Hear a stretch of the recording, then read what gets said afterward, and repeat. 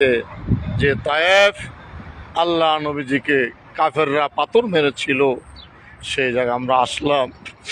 আল্লাহ, আমার নবীর তারা কেমনে পাথরটা মারল? আরে কাফের জাত, তোরা কেমনে আমার নবীর পাথর মান? আমরা সেখানে এসে অবস্থান করব। দোয়া করেন আমরা যেন সুস্থতার সহিত আমাদের সফর সমাপ্ত করতে পারি, আমরা যেন আপনাদেরকে আমাদের কাঙ্ক্ষিত জায়গাগুলি দেখাইতে পারি। এ দোয়া চেয়ে সঙ্গীত শেষ করলাম।